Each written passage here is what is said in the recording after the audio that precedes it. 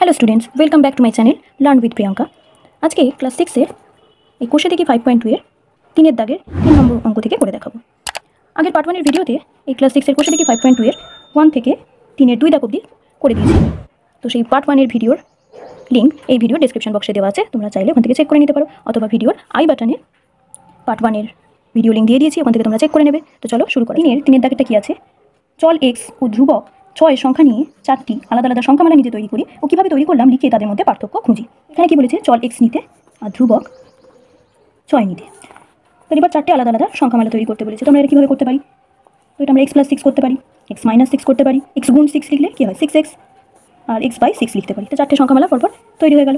4টা কি বলেছে? একটি চলসংখ্যা x ও দুটি আলাদা ধ্রুবক 9 ও এটা একটা বক্সে আছে, এর মধ্যে যে কোনো একটা সংখ্যা তোমরা ধরে নেবে। তো সেই সংখ্যা দিয়ে 4 রকমের আলাদা আলাদা বীজগাণিতিক সংখ্যামালা তৈরি করি। চলসংখ্যা x দেওয়া ছিল, ধ্রুবক 9 দেওয়া ছিল, আর একটা আমি ধ্রুবক ধরেছি, সেটা হচ্ছে 7। এখানে তোমরা যে কোনো একটা সংখ্যা ধ্রুবক ধরে নিতে পারো। একটা দেওয়া আছে 9, আর একটা তোমরা মন থেকে ধরে নেবে। এবার 4টে আলাদা আলাদা সংখ্যা কীভাবে তৈরি করবে? একবারই 9 এর সাথে এক্সটা গুণ করলে কত হয়? 9x। তাহলে 9x লিখলে +7 দেবে, তারপর 9x-7 দেবে। এটা দুটো সংখ্যা হলো। আবার তোমরা 7x দিতে পারো, 7x + 9 দেবে, 7x-9 দেবে। হয়ে গেল 4টে সংখ্যা। আচ্ছা, দেখো কি আছে? দুটি যে কোনো চল ও যে কোনো একটি ধ্রুবক নিয়ে যে কোনো 4 রকমের সংখ্যামালা তৈরি করি ও সেই সংখ্যাগুলির মধ্যে পার্থক্য খুঁজি। এটা চল এবং ধ্রুবক দুটোই তোমাদের মন থেকে ধরতে হবে। যে কোনো একটা ধ্রুবক বলেছে, দুটো যে কোনো চল বলেছে। তো চলরাশি বলতে আমরা কি জানি? চলরাশি বলতে a থেকে z পর্যন্ত যে কোনো সংখ্যা ধরতে পারি চলরাশি, আর ধ্রুবক হচ্ছে একটা সংখ্যা তোমায় ধরতে হবে। দুটি চল, একটা y ধরেছি, একটা z ধরেছি, একটা হচ্ছে ধ্রুবক ধরেছি 5। এবার কীভাবে করবে? এই 5-এর সঙ্গে y-টা গুণ করলে হয় 5y, তার সঙ্গে z-টা যোগ করবে, তো 5y প্লাস একটা z হলো। এবার 5y মাইনাস z দেবে। এটা দুটো সংখ্যা তৈরি হয়ে গেল। আবার কি লিখতে পারি না? 5z প্লাস y আর 5z মাইনাস y। তো দেখো 4টে তৈরি হয়ে গেল। একটা 5y প্লাস z, একটা 5y মাইনাস z, একটা 5z প্লাস y, একটা 5z মাইনাস। এবার 4-এর অঙ্কটা দেখো, বলেছে বাম পক্ষের সাথে ডান পক্ষ বুঝে মেলাই। তো বাম পক্ষ ডান পক্ষ দেওয়া আছে। এখানে দেখো ফার্স্টেরটা দেওয়া আছে x প্লাস y সমান সমান দিয়ে y প্লাস x। তো দেখো এখানে প্রথমে x প্লাস y ছিল সমান সমান দিয়ে, তারপরে দেখো y প্লাস x হয়েছে। তার মানে এখানে প্রথমে x ছিল, এখানে প্রথমে কিন্তু সমান সমান চিহ্ন প্রথমে দেখো y এসে গেছে, আর শেষে এক্সটা চলে গেছে। তো জায়গা পরিবর্তন করেছে। তাহলে আমরা এটা কি বলতে পারি? যে যোগের বিনিময় নিয়ম। তাহলে এটা হয়ে যাবে এদিকে যোগের বিনিময় নিয়মের সাথে। পরেরটা দেখো 4a একক বর্গক্ষেত্রের একটি বাহুর দৈর্ঘ্য a একক। তাহলে এটা কি হতে পারে? এটা পরিসীমা হতে পারে বর্গক্ষেত্রে, কারণ বর্গক্ষেত্রের একটি বাহুর দৈর্ঘ্য যদি a হয়, 4a মানে আমরা কি জানি? আগে আমরা শিখেছি যে 4 গুণ একটি বাহুর দৈর্ঘ্য, সেটাই হচ্ছে বর্গক্ষেত্রের পরিসীমা। তাহলে এটা হয়ে যাবে বর্গক্ষেত্রের পরিসীমা। তারপর দেখো x গুণ y সমান সমান দিয়ে y গুণ x আছে। এখানে দেখো প্রথমে x ছিল সমান সমানের পরে কিন্তু এখানে প্রথমে y এসে গেছে। তার মানে এটা গুণের বিনিময় নিয়ম হবে, কারণ এটা জায়গাটা পরিবর্তন হয়ে গেছে। এবার দেখো আছে 2 দেওয়া আছে, তারপর ব্র্যাকেট দিয়ে a প্লাস b ব্র্যাকেট শেষ একক আছে, ব্র্যাকেটে লেখা আয়তক্ষেত্রের দৈর্ঘ্য a একক ও প্রস্থ b একক। তাহলে এটা আয়তক্ষেত্রের দৈর্ঘ্য প্রস্থ যোগ হয়েছে, আর এদিকে 2 আছে। তার মানে এটা পরিসীমার সূত্র আমরা কি জানি? আয়তক্ষেত্রের পরিসীমার সূত্র কি? 2 গুণ দৈর্ঘ্য যোগ প্রস্থ। তাহলে এটা হয়ে যাবে আয়তক্ষেত্রের পরিসীমা। এবার দেখো আছে p গুণ ব্র্যাকেট শুরু হয়েছে m প্লাস n ব্র্যাকেট শেষ হয়েছে সমান সমান দিয়ে p গুণ m প্লাস p গুণ দিয়ে n। তাহলে এখানে দেখো এখানে ব্র্যাকেট দেওয়া ছিল, ব্র্যাকেটটা এখানে খুলে দেওয়া হয়েছে। তার মানে এটা বিচ্ছেদ নিয়ম হয়েছে। তাহলে এটা হয়ে যাবে বিচ্ছেদ নিয়ম। 5-এর দাগেরটা দেখো আছে গল্প পড়ি ও ফাঁকা ঘর ভর্তি করি। 5-এর এরটা কি আছে? মুক্তির এখন বয়স x বছর, 4 বছর পরে মুক্তির বয়স হবে ড্যাশ বছর। তাহলে বছর, 4 বছর পরে মুক্তির বয়স কত হবে? তাহলে এটা আমরা x প্লাস 4 করলেই হয়ে যাবে। বিয়েরটা দেখো ফিরোজের এখন বয়স y বছর, 7 বছর আগে ফিরোজের বয়স ছিল।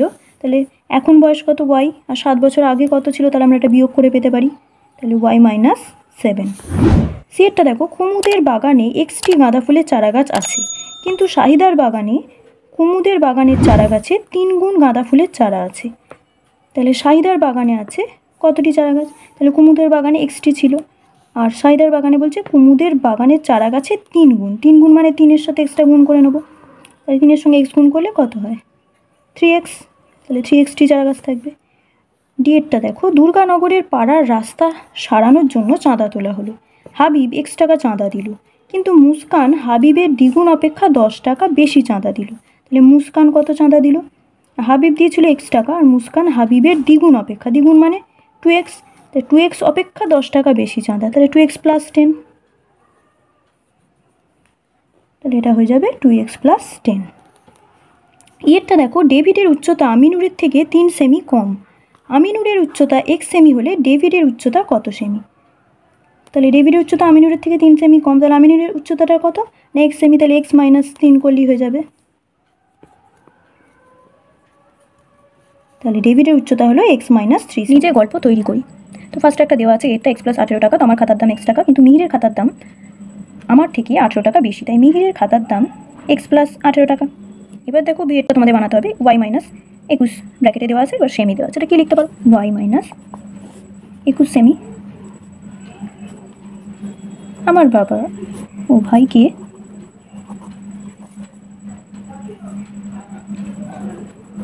খাতা কিনে দিলেন।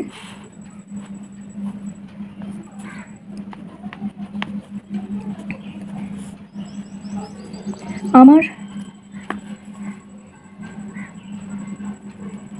খাতার দৈর্ঘ্য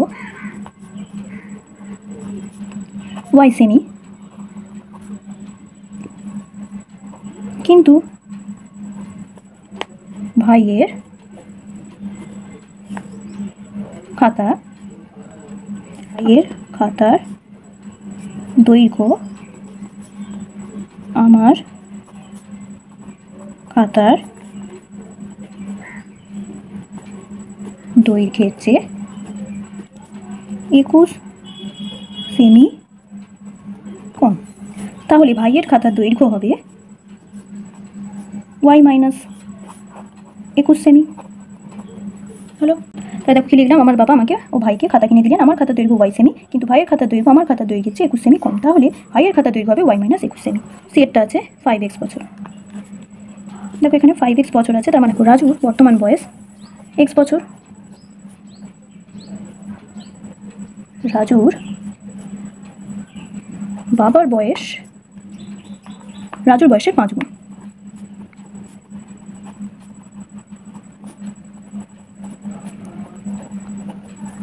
তাহলে রাজুর বাবার বর্তমান বয়স 5x বছর। যেহেতু বছর দেওয়া ছিল, তাহলে আমরা ধরলাম রাজুর বর্তমান বয়স x বছর, রাজুর বাবার বয়স রাজুর বয়সের 5 গুণ, তাহলে রাজুর বাবার বর্তমান বয়স 5x বছর। এবার দেখো ডেটটা কি দেওয়া আছে, p/4t লিখতে পারো। দেখো বাবা অনেক লজেন্স কিনে এনেছে, লজেন্সগুলি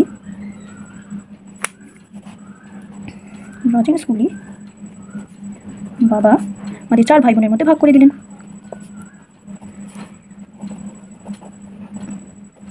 ভাই বোনের মধ্যে ভাগ করে দিলেন লজেন্সগুলি, বাবা আমাদের 4 ভাই বোনের মধ্যে ভাগ করে দিলেন। যদি বাবা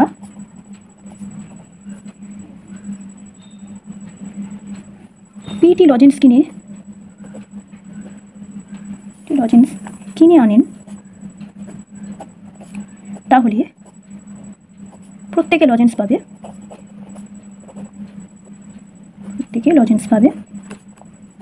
p/4t। হলো, দেখো একবার বুঝিয়ে দিই। তো p/4t এখানে দেওয়া ছিল, তো লিখলাম বাবা অনেক লজেন্স কিনে এনেছে, লজেন্সগুলি বাবা আমাদের 4 ভাই বোনের মধ্যে ভাগ করে দিলেন। যদি বাবা p লজেন্স কিনে আনেন, তাহলে প্রত্যেকে লজেন্স পাবে p/4t। এবার দেখো এরটা কি আছে, 2x + 3 মিটার। আমার ফিতের দৈর্ঘ্য x মিটার, দিদির কাছে থাকা ফিতের দৈর্ঘ্য আমার ফিতের দ্বিগুণ অপেক্ষা 3 বেশি।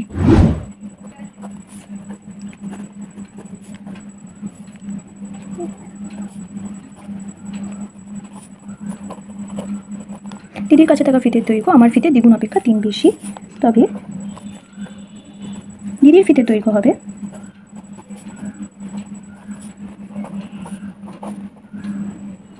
2x + 3 metre. তাহলে দিদির ফিতের দৈর্ঘ্য হবে 2x + 3 মিটার। এবার দেখো এফেক্টটা আছে 3x - 5 ঘন্টা। পায়ে হেঁটে আমার বাড়ি থেকে স্কুল যেতে x ঘন্টা সময় লাগে।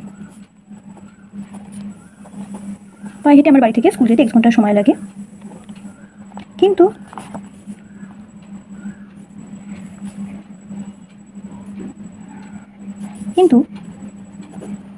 সাইকেলে করে ভাইয়ের স্কুল যেতে সময় লাগে, ভাইয়ের স্কুল যেতে,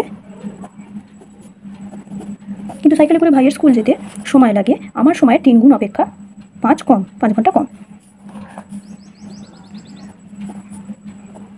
আমার সময়ের 3 গুণ অপেক্ষা 5 ঘন্টা কম। তাহলে ভাইয়ের স্কুল যেতে সময় লাগে, তাহলে ভাইয়ের স্কুল যেতে সময় লাগে 3x - 5 ঘন্টা। দেখো একবার বলে দিই, 3x - 5 ঘন্টা দেওয়া আছে, তো পায়ে হেঁটে আমার বাড়ি থেকে স্কুল যেতে x ঘন্টা সময় লাগে, কিন্তু সাইকেলে করে ভাইয়ের স্কুল যেতে সময় লাগে আমার সময়ের 3 গুণ অপেক্ষা 5 ঘন্টা কম। তাহলে ভাইয়ের স্কুল যেতে সময় লাগে 3x - 5 ঘন্টা। 6 দাগের অঙ্কগুলো সবকটা করে দিলাম, আজ এখানে শেষ করলাম।